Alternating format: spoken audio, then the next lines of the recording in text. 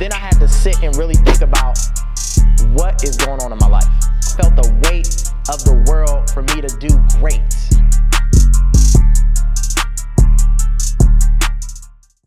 Hey 1428 family, it's Dondre Brown here to bring you more information to help you invest in your family, your finances, and your future. So 2020 is ending and 2021 is about to begin. But before we end 2020, we have to focus on the new stimulus package because it has officially been approved and you want to know what's in this package. Now, if you don't have a small business and you're just wondering about the stimulus check or the stimulus overview, you definitely want to go back and check out my video before this one because I'll provide a quick overview of some of the things you can expect in the stimulus package. There has been new updates and some expansion of things, so you definitely want to go check it out, especially the timelines of certain things like unemployment, etc. But for our small business owners, think about this year and some of the things that definitely impacted you.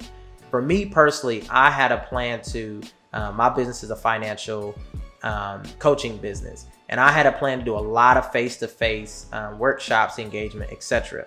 COVID-19 twisted my business around and put me in a position to expand online, right? Whether it was good or bad, I was forced to learn that and invest in it. It was an investment. I had to invest in my cameras, I had to invest in the equipment, the software, the platforms, the microphones. I definitely had to invest in the business. But the other thing it put me in a position to do is be proactive, right? We already know that because of the pandemic and COVID-19, our businesses, we have to rethink, we have to expand. We also have to be resourceful and collaborate, right? One of the things that this has also taught me is the power of collaboration. So I've been able to partner with a lot of businesses and leverage our relationships. The other piece, which was very vital, was grant securing, right?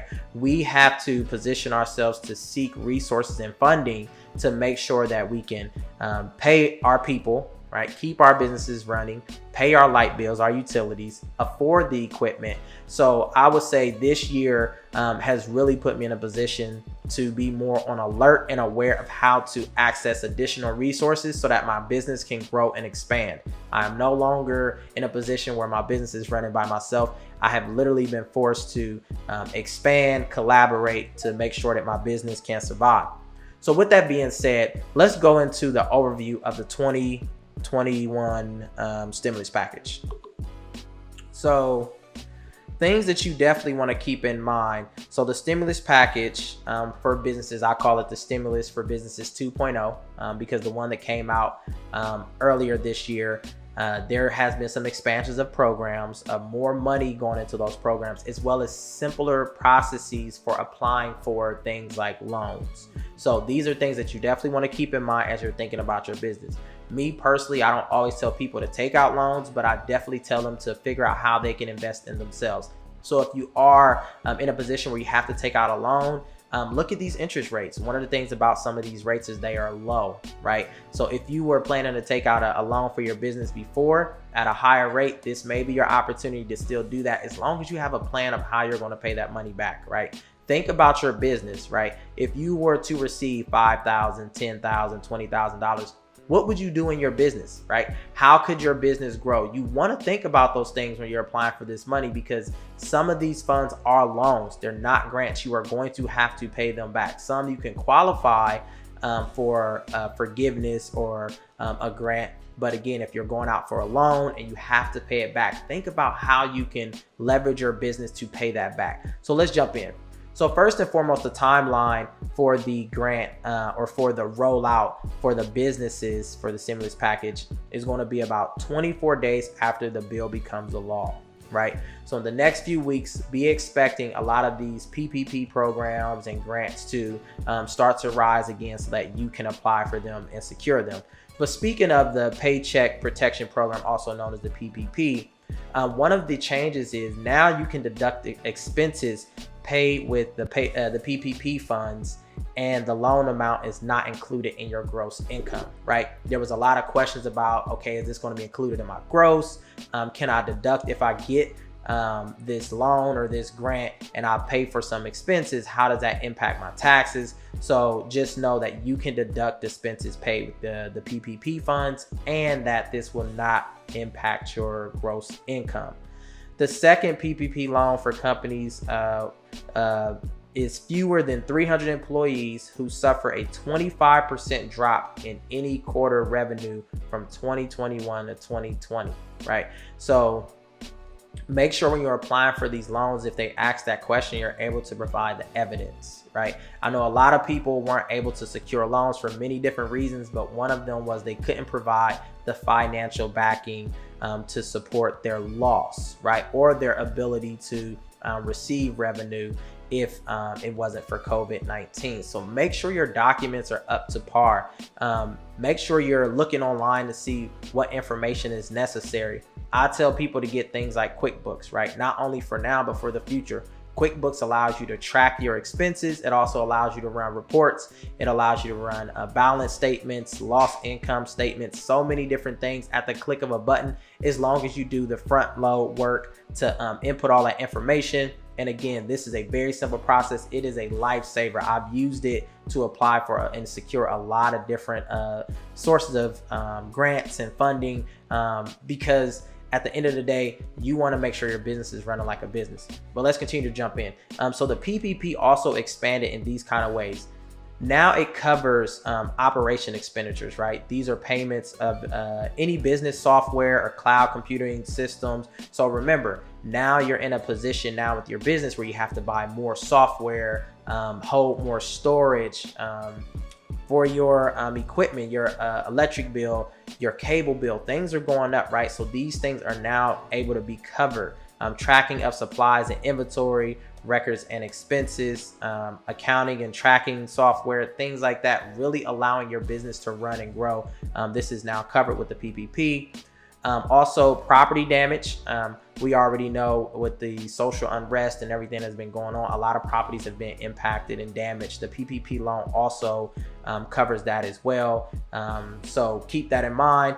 Covers supplier costs. So the expenditures were made to the supplier, as well as expenditures that were made to made in B, made pursuant to a contract or a paid purchase order. So your supplier costs also are going to be covered through the PPP, as well as the worker protection expenditures. These are operating and capital expenditures made to comply with COVID related requirements. So you definitely want to consider that, as well as group life, disability, vision, and dental insurance, right? So these are a lot of expansions of the PPP that you're able to pay for. I think before it was just payroll, rent, and utilities, right? Those things can still be covered, but it is expanded to be more broad, to look at businesses and all of their needs, not just the rent obligations, utilities, and the mortgage.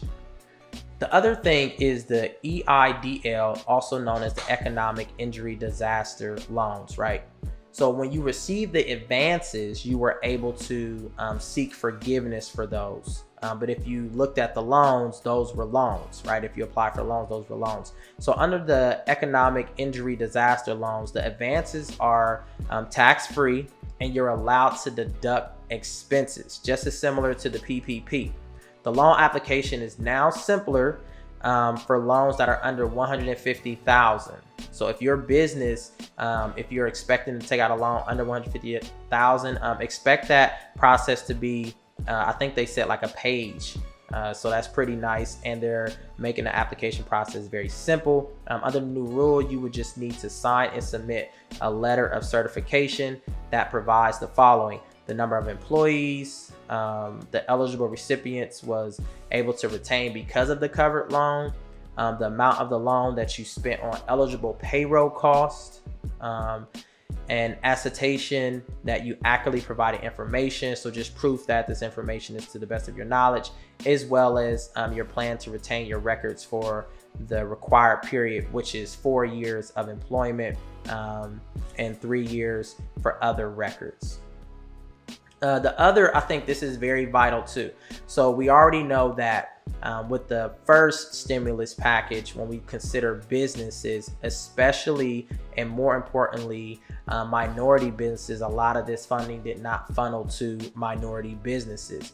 With this new rollout of the stimulus business for businesses 2.0, there is more money focused on minority depository institutions as well as community development financial institutions, right? So they're really trying to focus more money on minority businesses. The bill provides a $9 billion in funding that will allow or that will provide low cost, long-term capital investments to CDFIs and MDIs that are depository institutions, and $3 billion to CDFI fund to provide grants and other financial institutions to conserve consumers, small businesses, and nonprofits in their communities. So long and the short is the goal is to help small minority businesses and provide more grants.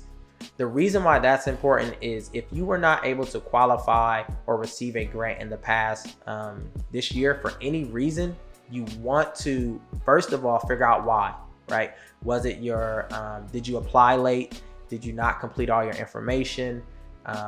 Were you not prepared? Whatever the case is. And then make sure that you're prepared for next year. So by the beginning of next year, be expecting information about how to apply for grants for your business. You have a list of things that your expenses can qualify for. So if they ask you to provide some of the things that you would spend or use with that money, you want to be able to say you would use the money to pay for some of these things. So keep that in mind. Hopefully this information was good for you. If you have any questions, please put them in the comment section. If you need help with grant writing, just let me know. My website is www.1428fw.com.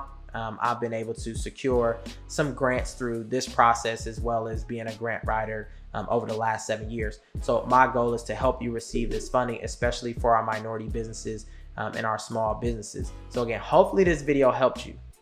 Hit the subscribe button, hit the notification button, follow me on social media. When we go into 2021, we want to go in more prepared and more confident in our ability to expand and grow, because 2021 is our year and it's time for a financial refresh. So again, if you like this video, you best believe you're going to see me in the next one. Peace.